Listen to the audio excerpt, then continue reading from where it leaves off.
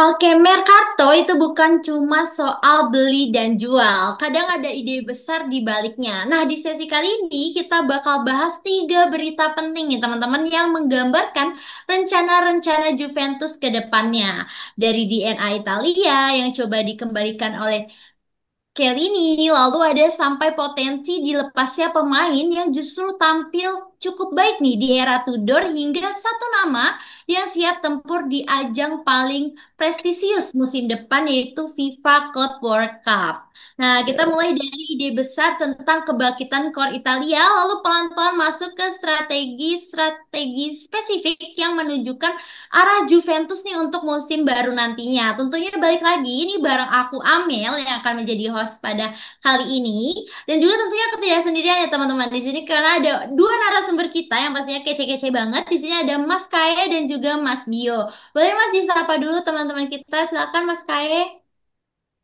Halo, namaku Damian Fahimoli dari Suara Juventini dari member Suara Juventini dari Prancis.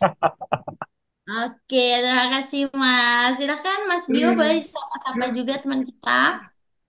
Halo teman-teman Juventini, Juventina di luar sana. Kembali bersama gue Bio, Amel, dan juga Mas Kai Komoli nih. Kembali lagi di Suara Juventini, kita akan bahas Mercato yang lagi hot banget kali ini.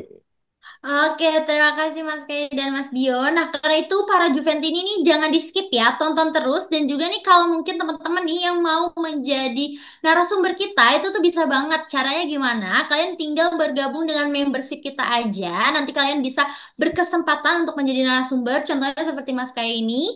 Dan juga nanti kita ada grup WA nih teman-teman, yang pastinya terus update berita terkini tentang Juventus. Oke, kalau gitu kita langsung aja ke materi pertama kita yaitu Juventus dan Core Italia baru.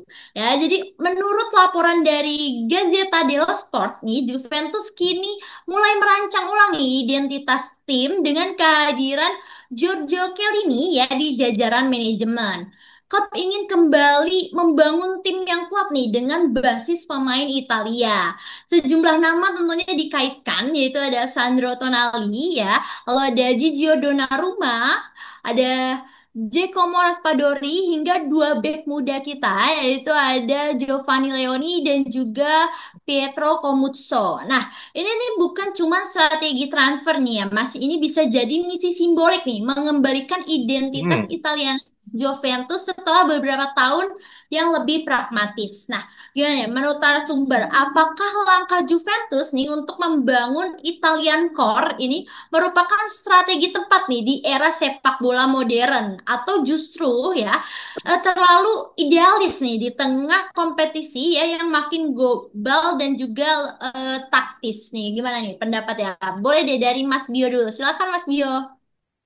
oke, thank you Mel. Nah, ini kayaknya Juventus ingin mengembalikan lagi Juventus menjadi label apa ya? Kalau di Italia terkenalnya La Fidanzata d'Italia, jadi kekasih Italia karena memang beberapa musim yang lampau pemain Juventus banyak yang mengisi timnas Italia.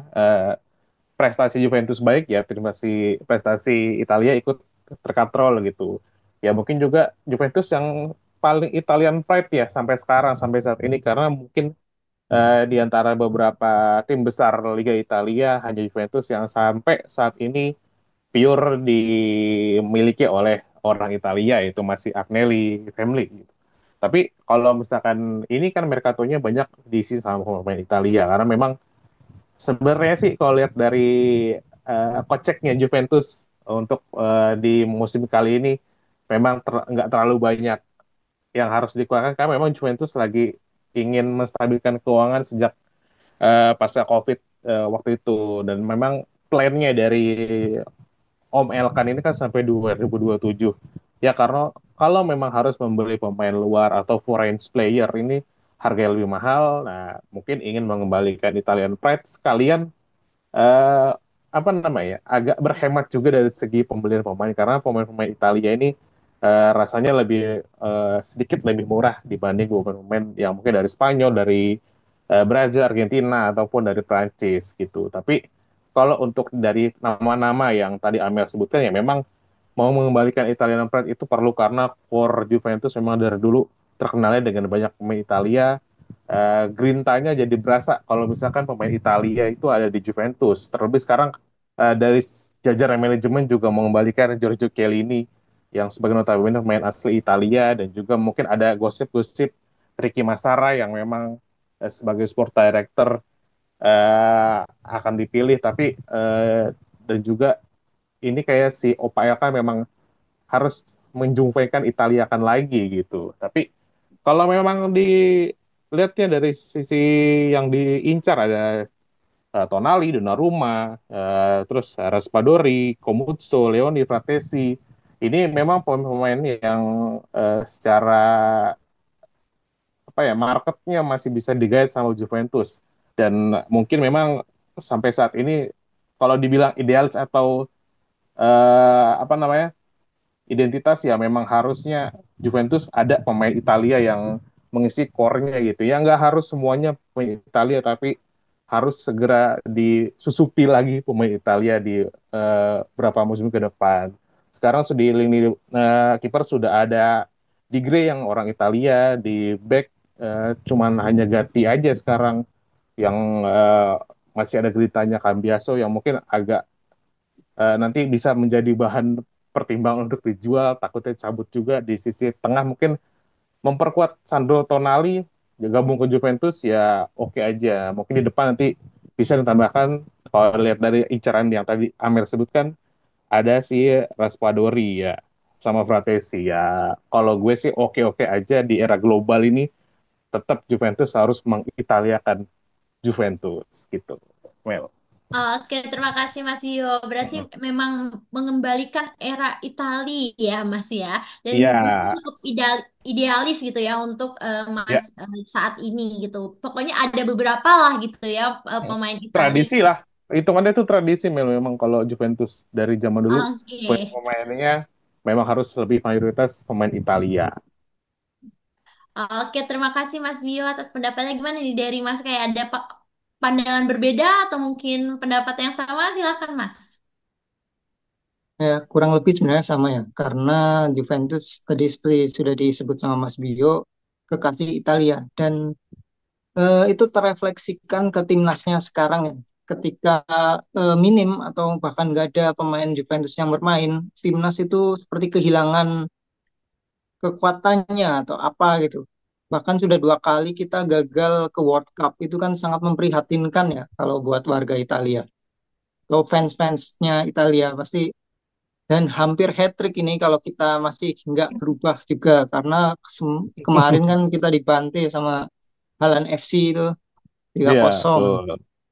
Norwegia ya. Tapi ya kita karena sekarang di manajemen baru, walaupun kita mengumpulkan pemain Italia, tentunya kita akan buy data. Soalnya Komoli juga pakai data kan, dan ya semoga dengan pendekatan secara data, selain mungkin juga tentu ada nasihat dari pemain senior seperti Kiel ini untuk keputusan secara data bagus, tapi apakah dari karakter sesuai dengan karakter Juventus atau tidak, nanti bisa kita lihat sepak terjangnya di beberapa minggu ke depan. Harapannya sih dengan adanya data yang sudah ada, terus ditambah dengan beberapa eh, Italiano yang mengisi jajaran direksi Juventus, pemain legenda, ya diharapkan bisa mencari bakat-bakat dan bisa memperkuat Juventus yang dari Italia. Tuh, itu dulu deh. Oke, terima kasih Mas. Kayak diharapkan juga pemain Italia ini memang cocok gitu ya untuk bermain di Juventus, sudah klub, ada klub gitu ya, dan juga bisa membawa Juventus tentunya ke era yang lebih dari yang sebelum-sebelumnya. Oke, kalau misalnya dari daftar pemain tadi ya yang disebutkan ada Tonali, terus ada Donnarumma, Hmm. Fratesi, dan yang sudah saya sebutkan tadi itu, kira-kira siapa sih yang paling realistis nih untuk saat ini untuk direkrut Juventus ya? Baik dari sisi harga ya maupun kebutuhan tim nih. Tentunya kan mereka punya harga yang berbeda, terus juga kebutuhan tim kita juga eh, kayaknya kita butuhnya itu lini depan belakang ya kita. Nah, gimana nih Ya, pendapatnya Kak? Boleh deh dari Mas Kai dulu deh sekarang. Silakan Mas. Mungkin dari nama-nama yang tadi disebut ada Tonali, Donnarumma, Raspadori, bek muda Leoni dan Komuzo itu Sebenarnya untuk back itu cocok ya karena kita sebenarnya di back itu masih sebenarnya walaupun nanti akan kedatangan yang kembali dari cedera yaitu Bremer dan Kabal, tapi kan kita nggak tahu nih pasca ACL apakah mereka masih bisa top perform sebelum dia cedera atau menurun. Dan ya mungkin kita butuh satu atau dua back lagi sih. Dan nama seperti Leoni dan Komuzo itu back muda harusnya secara harga nggak mahal ya. Cuma lebih condong ke Leoni sih sebenarnya karena Komuso dari Fiorentina biasanya Fiorentina markup harga kalau jual ke Juve. Ya. Terus dari belakang kemudian ke tengah ada Tonali sama Pratesi ya. Nah untuk Tonali sepertinya Newcastle sendiri juga nggak akan melepas ya seperti yang sudah-sudah kecuali Tonalinya tiba-tiba mau ke Juve dan Newcastle-nya tiba-tiba ya apa butuh duit kayaknya enggak sih. Kilaf lah ya mungkin ya. Mungkin dikasih ke Juve gitu kan. Bisa aja, ya, kita nggak tahu. Tapi itu masih mimpi di siang bolong ya.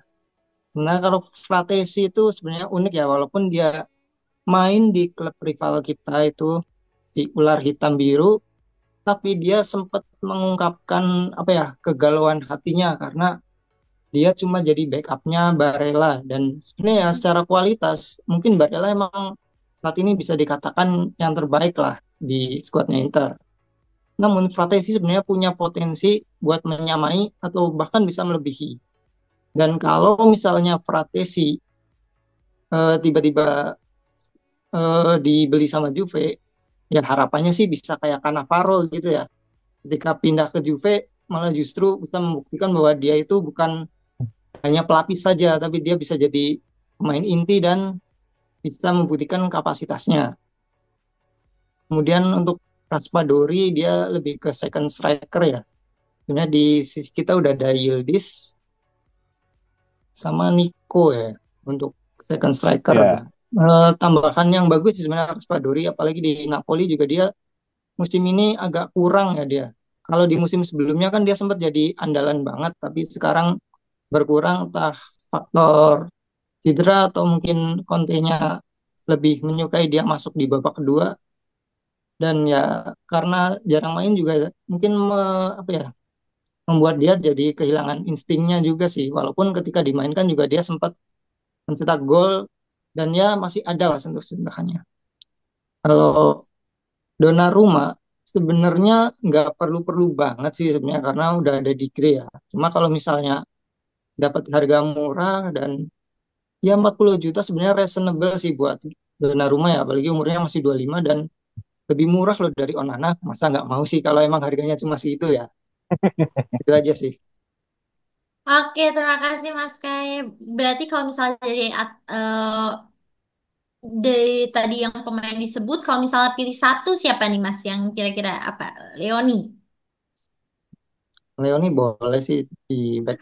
Mungkin itu yang paling possible banget sih kayaknya. Oke, terima kasih Mas. Kalau dari pendapat dari Mas Bio gimana nih mengenai pemain-pemain yang tadi sudah disebutkan nih? Silakan Mas. Hmm. Ya, kalau dari pilihan yang disebutkan tadi ya, kalau pribadi gue sih, apa namanya ya, terlepas dari eh, antara batas rival antara Juventus dan Inter sih, dari nama-nama yang disebutkan ya paling make sense ya, mungkin ya si Fratesi ya, karena memang Fratesi jarang main di Inter. Dan kedua posisinya versatile juga, bisa jadi AMF, bisa jadi CMF, bisa jadi role nomor 8, nomor 6, nomor 10, bahkan bisa jadi sekonder punta juga di tim gitu. Karena di tim sebelumnya pun sebelum di Inter juga sempat main di belakang striker. Dan juga mungkin dari segi harga nggak terlalu mahal, dan juga kan Inter sekarang lagi ibaratnya lagi bongkar-bongkar tim karena memang nakodanya sudah pergi, si Simone Inzaghi ke Al Hilal gitu. Mungkin juga nanti Fratesi disebutkan tadi sama Mas Kaya ada kegundahannya, kegalauannya dia di Inter. Kenapa sih gue nggak jadi pemain inti aja? Mungkin kalau dia pindah ke Juventus, dia bisa menjadi satu variasi serangan karena memang eh, pemain yang seperti Fratesi ini kurang gitu yang ada di tim Juventus. Komposisinya di Juventus kebanyakan gelandangnya box to box, nggak ada yang menjadi apa namanya ya, creative playmaker atau menjadi whole player gitu sebagai penyambung dari lini tengah ke lini depan. Ini belum ada. Mungkin kalau misalkan ada lampu hijau dari kedua tim, Fratesi mungkin bisa jadi salah satu kepingan puzzle buat melengkapi Juventus di musim 2005-2026 musim depan gitu, Mel. Oke, terima kasih Mas Bio. Karena kalau misalnya di klubnya berarti Pratesi ini kan dia bukan pemain inti ya berarti ya? Iya, masih hitungannya Oh pemain cadangan, gitu. cuma jadi super sub mulu kalau dia misalkan timnya lagi deadlock, kalau kemarin Barca tuh di semifinal UCL deadlock nih Inter Milan terus masukin Fratesi. Nah, permainan berubah, dia jadi game changernya Inter Milan Hmm. biasanya gitu juga. Mungkin jadi, Oh, nah, kalau di Juve mungkin bisa jadi oke juga. ya, bisa membangun permainan gitu ya. Semoga nanti di Juventus Ya, gitu. Oke, tadi itu dia pembahasan kita tentang materi pertama. Nah, sekarang kita lanjut tentang Nico Gonzalez nih. Masa mau dilepas saat naik daun nih? Gimana nih? Karena Juventus ya dilaporkan ini siap melepas Nico Gonzalez nih. Di mana West Ham dan Brentford ini tertarik ya. Dan Juve ini kabarnya sudah menentukan harga nih, harga jual dari sang winger. Nah, yang menarik ini terjadi di saat Nico ini justru tampil cukup bagus nih di era pelatih Igor Tudor ya, terutama dalam 9 laga terakhir Serie A di 2024-2025. Nah, oke, mungkin sebagai winger eksplosif ya Nico memang tak selalu konsisten nih. Tapi kontribusinya di akhir musim kemarin termasuk assist dan progres di sayap bikin banyak Juventini ini mempertanyakan nih Mas. Kenapa malah sekarang justru ini dilepas? Nah, apakah keputusan Juventus nih melepas Nico Gonzalez ini adalah bagian dari strategi juga nih untuk merombak total squad nih atau justru langkah yang mungkin terburu-buru nih mengingat Nico nih tampil cukup menjanjikan ya waktu di bawah Tudor. Gimana nih pendapatnya? Tadi berarti Mas Bio lagi deh. Silahkan pendapat Mas Bio. oke, Nico Gonzalez ini kayak apa ya? Kayak perjudian sih kalau misalkan memang dia akhirnya masuk dalam market list gitu. Karena memang beberapa match ke belakang semenjak dipegang Tudor agak naik secara pertandingan ratingnya dia gitu dan juga di pertandingan-pertandingan terakhir banyak gol-golnya itu yang apa namanya ya, membangkitkan gairah nonton bola lagi gitu loh, nonton Juventus khususnya ya. Karena golnya bagus dan juga pergerakannya juga bagus, gerintanya udah keluar si Nico Gonzalez. Dan juga ada gol-gol krusial, dia membuka gol, membuka keran gol dan juga ngasih assist, ngasih pergerakan tanpa bola juga bagus. Dan ini ada berita bakal dia masuk marketplace ya agak kaget juga karena memang skuad Juventus nih masih tahap pembangunan gitu loh ibaratkannya gitu dan juga nggak banyak ke dalam skuadnya juga secara kualitas juga nggak terlalu bagus terbukti kita kemarin sampai akhir banget menentukan kita akan lolos ke UCL musim depan terlebih lagi kita besok langsung masuk kompetisi FIFA Club World Cup gitu butuh skuad yang banyak yang gemuk yang oke kualitasnya karena memang diisi hampir banyak klub yang memang secara kualitas itu di atas Juventus semua gitu, terlebih yang dari Eropa dan juga dari Amerika Latin. Nah, ini mungkin kalau dari segi finansial dari Juventus, kalau memang kalau di pribadi gue memang ya kalau memang harganya make sense, yang akal, yang oke, yang cuan, gue sih nggak apa-apa dijual dan langsung gercep kita beli cari pemain lagi yang oke dan dari hasil penjualan Nico Gonzalez ini kan memang dari tim IPL tadi disebut sama Amel ya. Dari Brentford dan juga West Ham ya. Biasanya kalau di tim IPL nih harganya agak di up sedikit gitu, marketnya agak naik gitu kalau yang beli pemain klub IPL.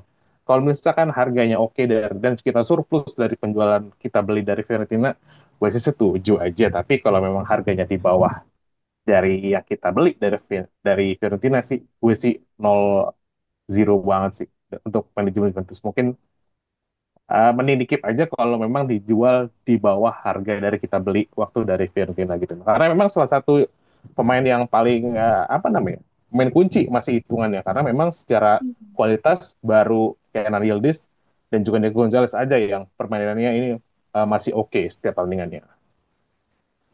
Oke, terima kasih Mas Bio. Jadi dilihat dulu nih dari harga pasarnya nih. Kalau misalnya emang oke, ya Mm-mm. udahlah setuju aja dijual. Tapi kita harus langsung nyari juga nih penggantinya yang Iya. pastinya lebih oke lagi nih Mm-mm. harusnya.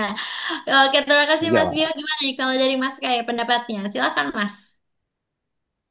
Ya sama ya kalau harganya cocok dijual.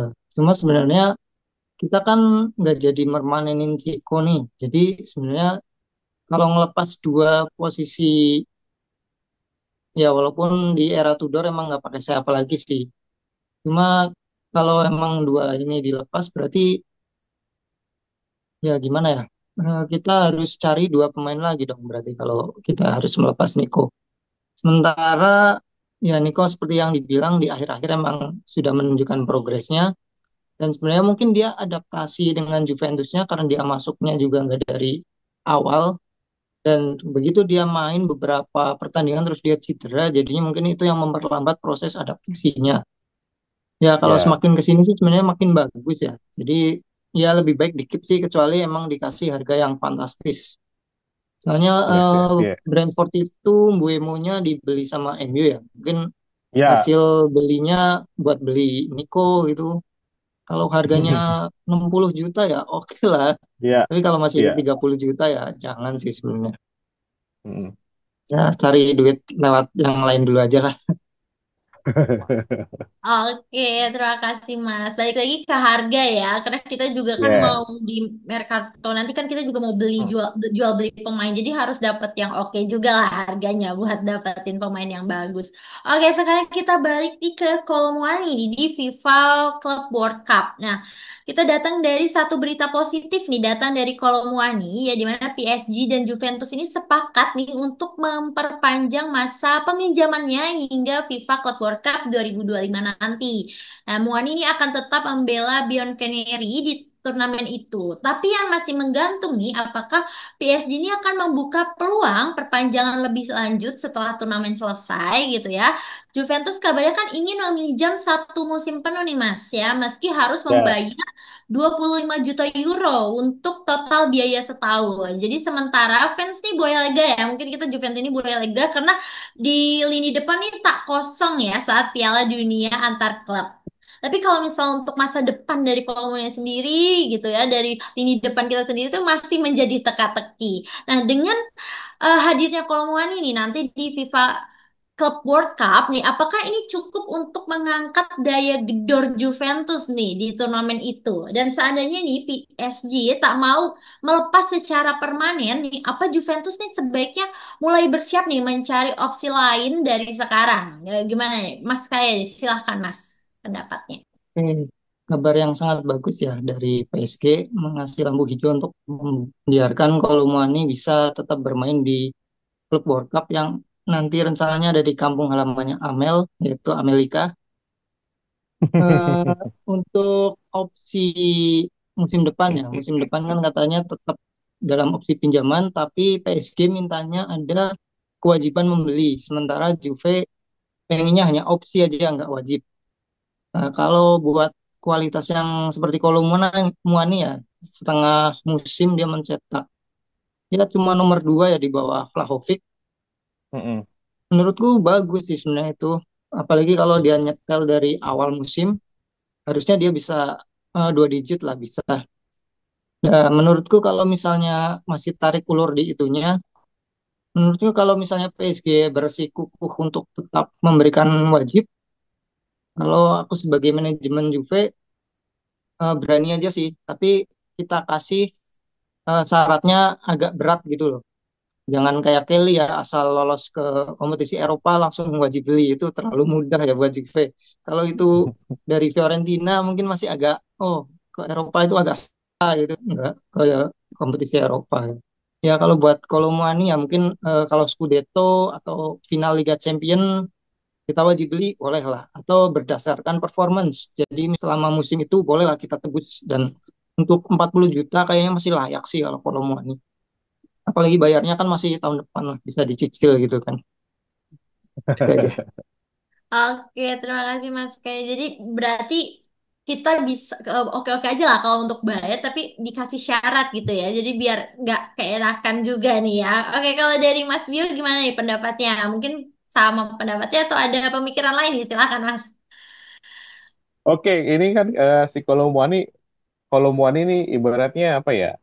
Ibaratnya datang cuma buat sebenarnya awalnya cuma untuk backup Vlahovic dan juga memberi Vlahovic saingan gitu. Tapi Saingan. akhirnya malah eh Kolomuani yang menggeser posisinya si Vlahovic karena memang dari secara permainan dan juga secara penerapan strategi di depan gitu, si Kolomuani lebih moncer gitu ketimbang Vlahovic yang memang eh, apa ya kaku gitu untuk penerapan beberapa role di depan gitu. Coba kalau untuk Vlahovic, kalau untuk Kolomoni, sorry, dia bisa menjadi striker nomor 9, bisa jadi second punta, bisa jadi decoy di sisi depan Juventus gitu, dan juga bisa jadi pembuka pertahanan lawan. Jadi juga dia biarpun mau main satu striker, dua striker, atau dia menjadi pemain sayap kiri kanan gitu oke oke aja kalau mau wanita dan juga ini dan awalnya pun memang waktu kedatangan si Tudor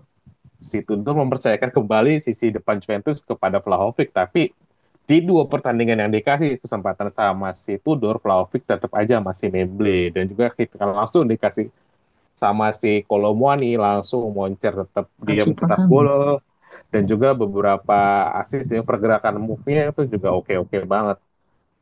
Dan juga kalau dari sisi PSG-nya juga sampai kemarin PSG kan nggak kelihatan kekurangan striker gitu di final Champions kelihatan kan ada Ndoye, ada Dembele dan juga kedatangan pemain baru ke Kvaratskhelia gitu dan juga masih ada Gonzalo Ramos juga di benchnya PSG. Nah ini mungkin kalau Muani memang agak terbuang jadinya memang diberi jalan sama PSG kalau mau di loan silakan kalau mau dibeli juga silakan tapi memang kalau dibilang harus membeli dengan harga mahal kayaknya sih kalau kata dia Mas Kai bilang 40 juta euro boleh gue sih pengennya di bawah 40 juta euro tetap harus pakai installment ya karena memang Juventus beli pemain dari beberapa musim ke belakang juga tetap aja 3 kali bayar, 4 kali bayar, 5 kali bayar gitu. Yang penting si pemain bisa langsung nyetel sama Juventus. Dan beda kasusnya memang sama Kelly gitu. Kalau Kelly dikasih kesempatan mainnya tetap jelek, tapi kalau Muani misalkan dikasih opsi syarat yang mudah ya gue sih senang banget karena Juventus jadi bisa dapat pemain yang bagus yang berkualitas tapi dengan syaratnya mudah gitu. Kalau Kelly kan memang kita kayak dibodoh-bodohi aja sama Newcastle waktu itu. Jadi mungkin kalau Muaninya bisa tampil di FIFA Club World Cup yang memang si Kolo Muani ini sudah berpengalaman juga di timnas Prancis, main di final Piala Dunia terakhir kemarin melawan Argentina. Ya gue sih sangat bagus kalau memang memang dikasih jalan untuk Kolo Muani ini main di FIFA World Cup bersama Juventus. Dan memang bagusnya Juventus membeli striker lagi untuk menjadi kompatriotnya si Kolomouani di depan nanti. Vlahovic masih stay, mungkin nanti ada berita yang akan dijual. Gue pengennya sih yang stay tetap Kolomouani, Vlahovicnya kita bisa jual dan bisa membeli pemain untuk menandingi Kolomouani di depan Juventus untuk musim depan dan juga yang paling dekat adalah main di FIFA World Cup. Gitu Mel. Oke, terima kasih Mas Bio. Jadi kalau money ini memang kalau misalnya untuk kita beli itu juga emang cukup oke banget ya Mas ya. Oke, oke, oke. Oke banget. Oke, itu dia tadi teman-teman Juventini ya, pembahasan kita tentang berita-berita terbaru tentang Juventus. Saatnya aku Amil dan juga narasumber kita Mas Kaya dan Mas Bio pamit undur diri. Teman-teman jangan lupa untuk like, comment, share ke teman-temannya dan kita tutup dengan Vino, Vino, Forza Forza Forza Juve. Juve! Juventus.